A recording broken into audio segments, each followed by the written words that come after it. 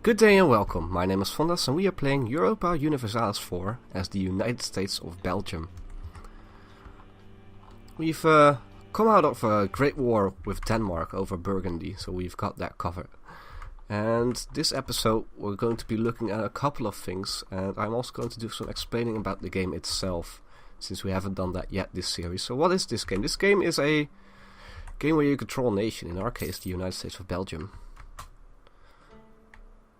Hire him immediately. More stability. And you have Oh well, we got 2 stability points now. You have to govern your country while also keeping in mind all of the surrounding countries. We have a loan. Yeah, we still have loans. Free loans now. And we pay 1, so let's do that.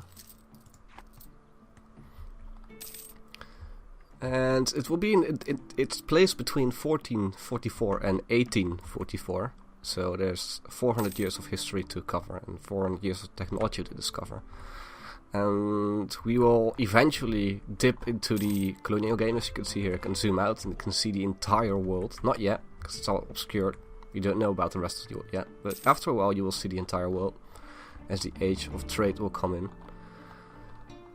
And how do you play this game? Well, if this is actually your first time you see this game, you have no idea what's going on, you're not going to learn it in the next half hour. So complicated is this game. But generally, it is a game about governing your country and surviving and growing and prospering in different sorts of ways.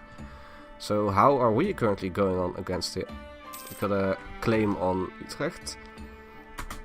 So one of the ways to get territory in this game is by conquering it, but to attack a nation you actually need a good reason to do so. Why can't we declare Utrecht? Claims for helping. Excellent. We have a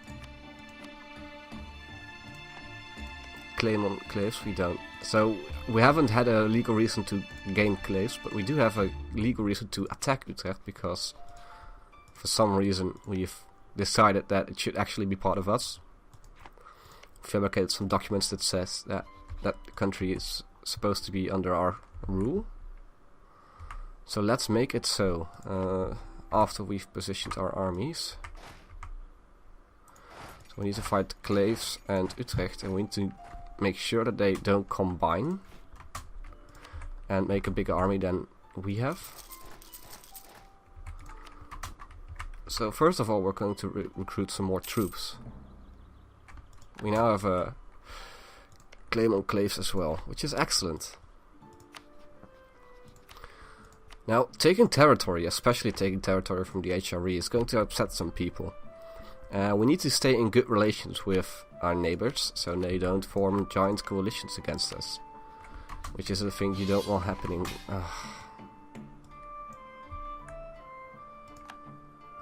Okay, let's see. Now France is declaring war, and since I'm the ally of France, they are dragging me into it. France is currently in a war against Provence, Lorraine, Milan, Switzerland and Florence. And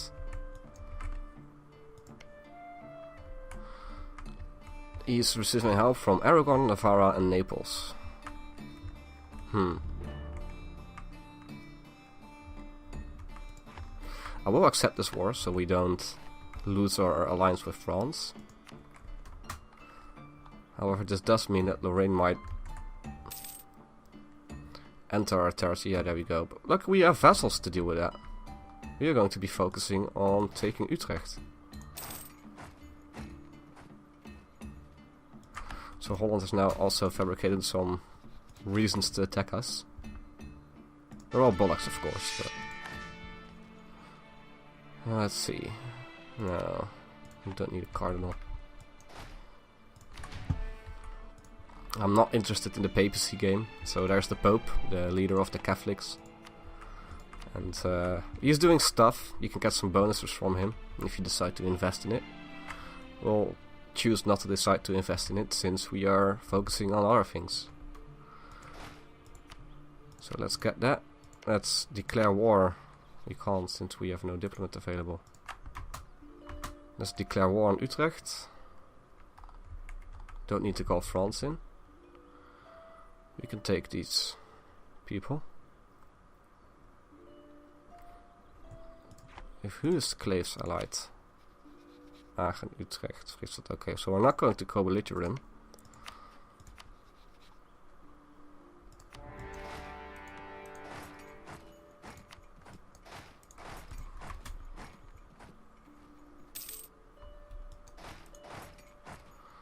On the 10th, Limburg is a foresty area.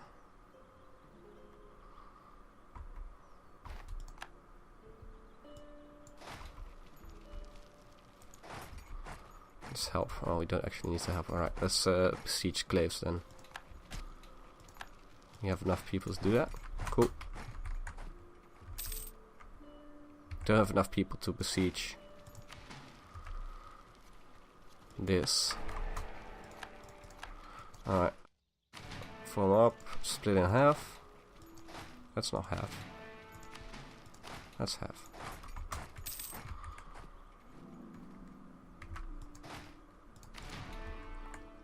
Now we're besieging both lands that we're at war with. There's a bunch of truces expiring. It's the Denmark coalition thingy that's expiring.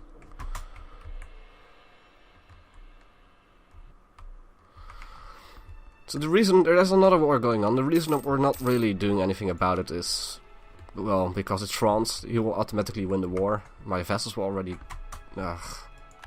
do something, and there's generally not a penalty for not actually doing anything in the war as long as you're in it by name. So the AI won't mind. If you're playing with players, that might be a different issue.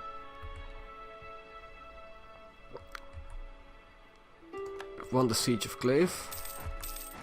Fantastic. Now they're proposing to do a white peace.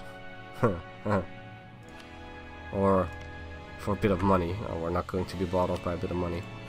We need your lands. They're not going to give it to us because of reasons. We need 3 more reasons to do that. Well, the fall of Utrecht will definitely have be enough reasons. Actually get the leader over there with the siege ability.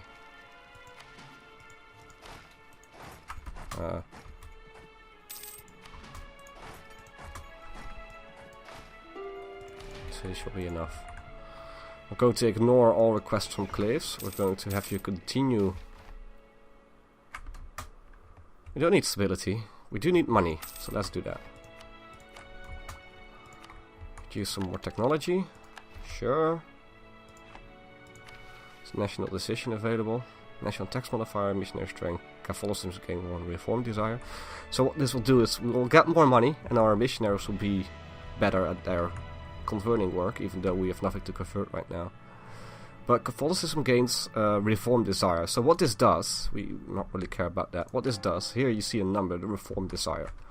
And this is a number that's shared with all the Catholic nations across the world. And once this reaches 100, the Protestant faith will come about, since the Catholic countries are slowly declining from the Pope's ways, so they will convert to Protestantism.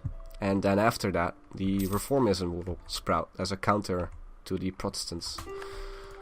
That's unfortunate. We do need our Diplo points for our ID group.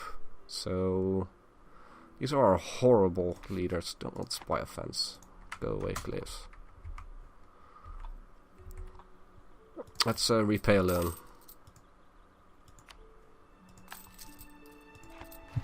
Now we've won the Siege of Utrecht. We can ask in their peace deal for both these lands. We'll get a little bit of aggressive expansion. It will cost us 0 Diplo points, which is nice since we have claims on it. And that's okay. Got a little bit of overextension. Very real to deal with it. We're gonna take money since we have a loan. Okay, so now we have land. What to do with this land? Well, first of all, you need to actually create some documents that says, hey, this land belongs to me. And you do that by coring it. Now, as long as we are in a war and we haven't cored it, the Emperor will do nothing. But if we are not in any war, get that ID group out of the way. If we're not in any war, and we gain some land from inside the HRE, the Emperor will actually nag and say, hey, you have to give that back, and you'll get a debuff on it if you don't. Obviously, we're not going to give it back, but we hope we can core it before... to do this before the war is over, since when it is scored, the Emperor cannot ask us to give it back. And that's actually a big stack.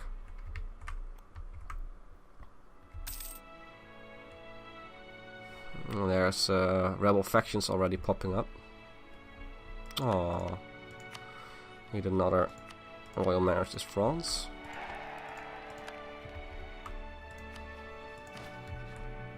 Oh, we did lose our good general, which is a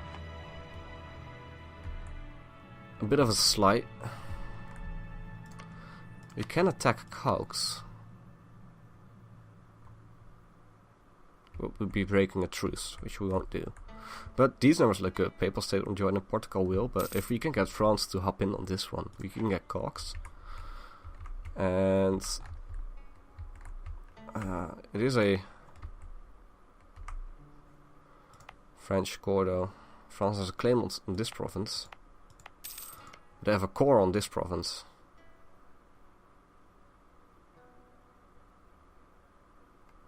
So if we take Cogs, then France will presumably think that they should have Cogs and will no longer be friends with us. We can't repair our last loan yet.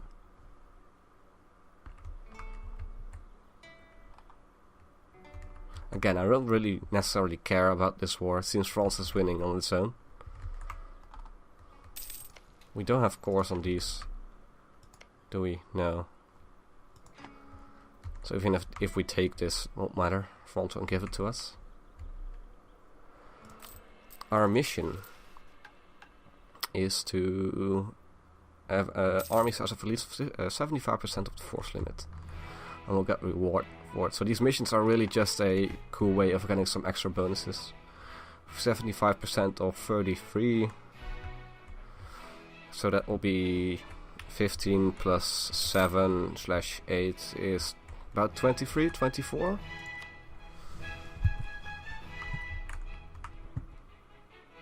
(22 to 24, I guess. Is that neat? We can make friends with someone, so let's do that with Trier. One of the things that happens when you take too much land too quickly, especially inside the HRE, is that there will be massive coalitions formed against you. So if you go too far, you can basically have the entirety of all these states bunching up against you, and then when you make a move, or when they think that they can make their move, they will let Europe erupt in a giant war, and that will be bad for us, since their target will be to eradicate us. Something we don't want to let happening. So now we don't have any loans anymore, which is great. We do miss a... alright, go away. I'll pay for these two people to go away.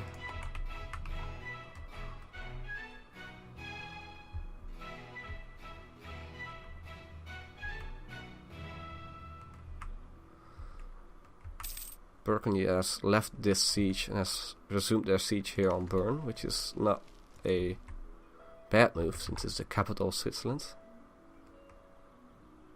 What's this? Why is Aragon accepting peace?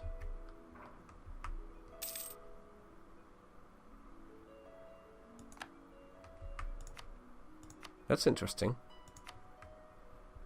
So Aragon was actually beat by Provence, or they just didn't want this war really bad. It's 35,000 against 51,000, but 14,000 come from me, and well, I will not help. So they effectively have 37,000, which is really close.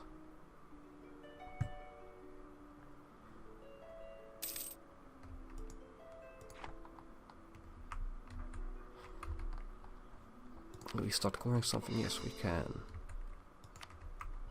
I love it how it renames the provinces to the culture of, well, the United States of Belgium. So instead of Cleves, it's now Cleve. City is still called Cleves. Knowledge is power, ignorance is bliss. Okay, let's not go for any more unrest. Let's dump the prestige a bit. Prestige is basically how good you are in the eyes of the other nations. The lower your prestige, the less likely they are to make trades with you, to trust you, etc. Higher prestige just gives you, well, it gives you a better impact on the world. People trust you more.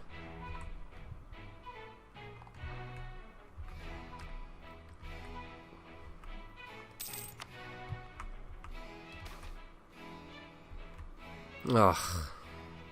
So now we've lost more prestige. 20 prestige from just events. That's harsh. Especially when we've worked so hard to get it up. But hey, what can you do? So let's start maybe making 1 or 2 horsemen and another infanterist.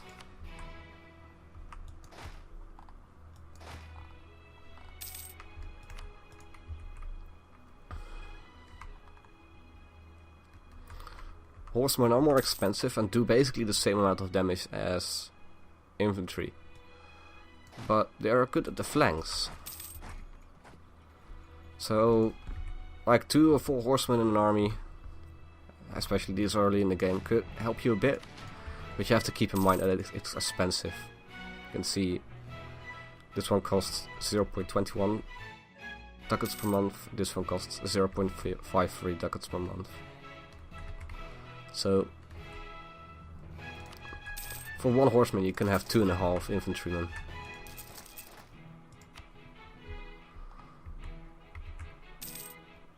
Switzerland west out of the war.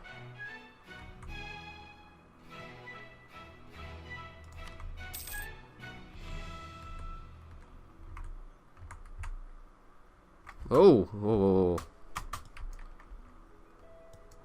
So this is the Empire. What is the Empire? Well, the Empire is this area, general area, and all the nations that are in it, including us, since our capital is in the Empire, are part of the Empire, and they are ruled by the Emperor, which is currently, wrong button, Austria. And Austria, depending on how good an emperor he is, can enact reforms, and we want to avoid them going too far in it, because like in here you can no longer wage war on other countries in the HRE, the Holy Roman Empire, and here it becomes one giant country, and we don't want to be any part of it. But for now, whenever France attacks us, the Emperor will have to help. So whenever France attacks us, Austria will come to our aid. And that's nice for now. Now, do we still need... We are 23. We don't have our mission yet. So let's recruit 1 more horseman. I call a diplomat from Trier. Let's make nice with Age. You have a bunch of allies. You have just these allies. So let's fabricate a claim on Gelre, I guess, or on Age. Cologne. Let's fabricate a claim on Age. So we're while we're making nice with them, we're also fabricating a claim on them. Alright, this war seems to be over. That's bad. I got Anjou out of it. Money or prestige? Well, prestige, please. So now the Emperor will probably start nagging us, since they also are not in war. They will start calling us bitches and saying that we should give the territory back. Which we, of course, are not going to do. They might not actually ask it, since we are their ally. So let's stop making nice with Age. And let's start improving with Austria. Support independence from Sweden.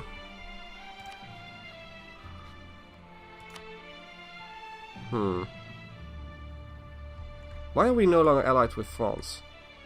Wait. What's going on?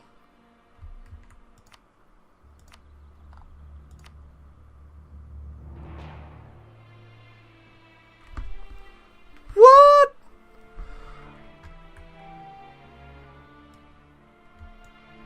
Okay.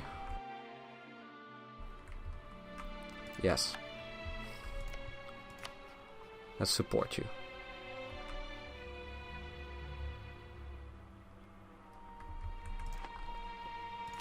So what's happened now? France, we've lost our ally in France, and we've lost our ally in Castile.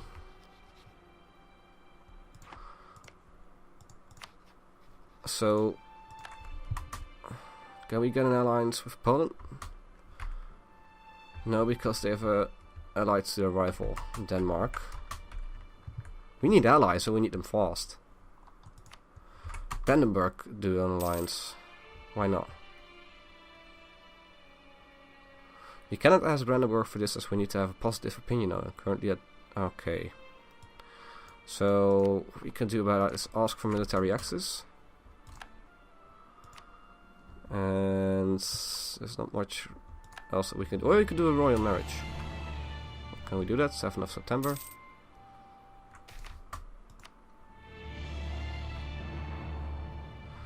How old is our dude? Age 40 with 71 Republican tradition. Alright, let's keep him. Can we now do faster? Nope. Yes? Yes.